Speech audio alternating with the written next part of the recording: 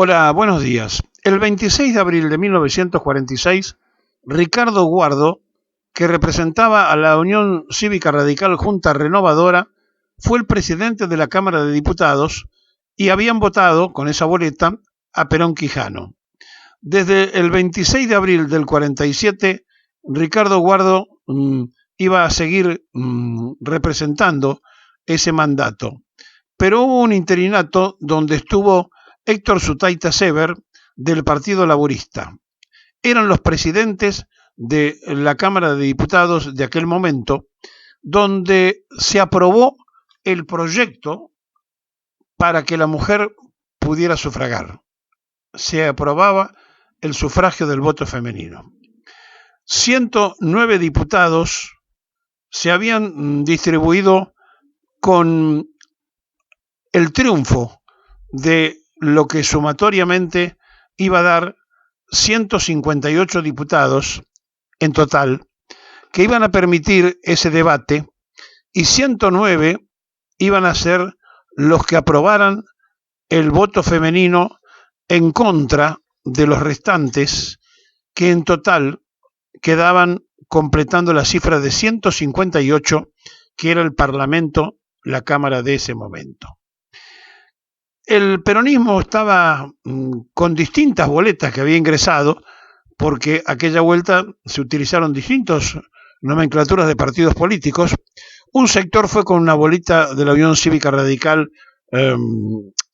del Comité Nacional, otros fueron con el Partido Demócrata, que votaron por la Unión Democrática, otros fueron con la del Partido Radical Bloquista de San Juan, que alcanzó a poner un solo diputado, la Unión Cívica Radical Antipersonalista, que también puso un solo diputado, el Partido Demócrata Nacional, que alcanzó a poner también un diputado, dos diputados del Partido Demócrata Nacional y de los antipersonalistas se fusionaron. En definitiva, 158 diputados eran los que tenían para votar ese día en la legislatura, y 109 aprobaron el proyecto del voto femenino. Entre los que aprobaron estaban la Unión Cívica Radical Junta Renovadora, el Partido Laborista, la Unión Radical de La Rioja, la Unión Cívica Radical Irigoyenista, el Centro Cívico Independiente. Cada uno de ellos había puesto una determinada cantidad de legisladores. Los que más habían ingresado eran por la boleta del Partido Laborista, que había puesto 70 diputados de esos 109 que aprobaron el proyecto presentado por el Poder Ejecutivo Nacional, firmado por Perón, y que tenía la posibilidad cierta de que la mujer por primera vez pudiera sufragar, que la mujer por primera vez pudiera ir al comicio. Y pasaron muchos años, pero muchos, para que una mujer que acompañó en la fórmula a Perón, María Estela Martínez, la tercera esposa de Perón, recuerden ustedes que Perón era viudo de dos mujeres, se casó primero con María Aurelia Tizón, quedó viudo, se casó con María Eva Duarte de Vita y quedó viudo, y después con María Estela. Perón se casó con las tres Marías, y la tercera esposa de Perón fue integrante de la nómina del Poder Ejecutivo Nacional cuando fue ungida vicepresidenta de la República por el Frejuli, allá por 1973, con la fórmula Perón-Perón. El fallecimiento de Perón hizo que María Estela Martínez, conocida como Isabel Perón, se transformara en la primera mujer presidenta del mundo. Mientras que, tiempo después, Cristina Fernández de Kirchner iba a ser reelecta por el voto ciudadano como la segunda mujer que alcanzaba la presidencia. La diferencia es que Isabel era vice y se hizo cargo de la presidencia. Cristina fue candidata a presidenta las dos veces y el voto ciudadano le permitió ejercer ese mandato. Es decir, que en 3 periodos de gobiernos femeninos, solamente en toda la historia, en estas próximas elecciones se presenta una mujer con chance, que es Patricia Bullrich, y también se presenta por el lado de la izquierda una candidata mujer, y los otros 3 que entraron y pasaron las pasos son varones. Pero de cualquier manera, el hecho de que la mujer pudiera elegir y ser elegida tiene una de las formas más importantes y contundentes aquel 7 de septiembre de 1947. Obsérvese que cuando hablamos de cómo estaba conformada la Cámara de Diputados,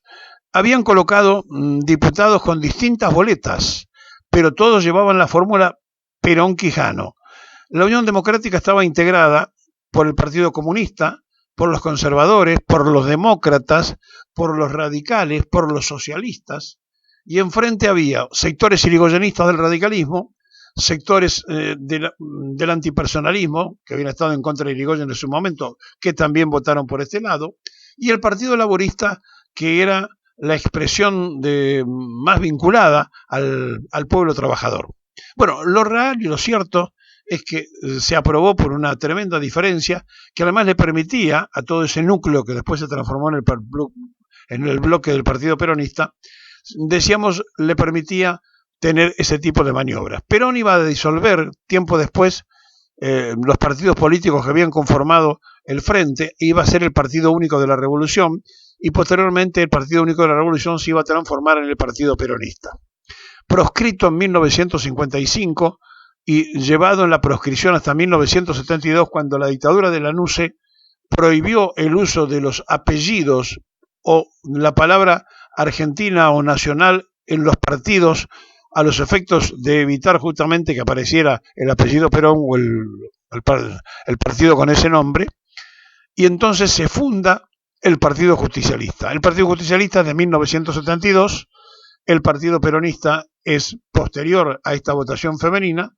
y lo anterior eran distintas boletas que se habían usado para la fórmula Perón-Quijano. Bueno, un día como hoy se le daba un tremendo respaldo a la vocación de Perón y de Eva Perón para que la mujer pudiera elegir y ser elegida. Y hoy el padrón femenino es mayoría en el padrón nacional, por lo tanto, sería muy interesante que la mujer revalorizara que este derecho que tiene hoy se lo dio el peronismo, y que además las dos mujeres que llegaron a presidir la Argentina venían justamente del peronismo. Estamos frente a un día maravilloso, donde los varones le dieron a la mujer el mismo derecho que tenían. En los debates, los de la oposición decían que la mujer no estaba preparada, que no era igual al hombre, que cómo iban a votar, que cómo iba a elegir la mujer que tenía que dedicarse a hacer los trabajos del hogar, etcétera, etcétera, etcétera. El peronismo,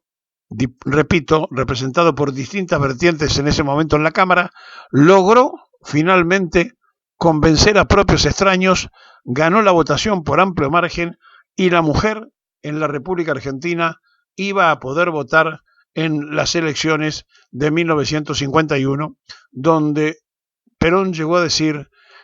la primera la gané con los hombres, la segunda la voy a ganar con las mujeres, y la tercera la ganaré con los jóvenes. Exactamente así ocurrió, y aquellos que éramos los únicos privilegiados en los 10 años maravillosos del peronismo, que no llegaron ni a 10, 9 años y algo,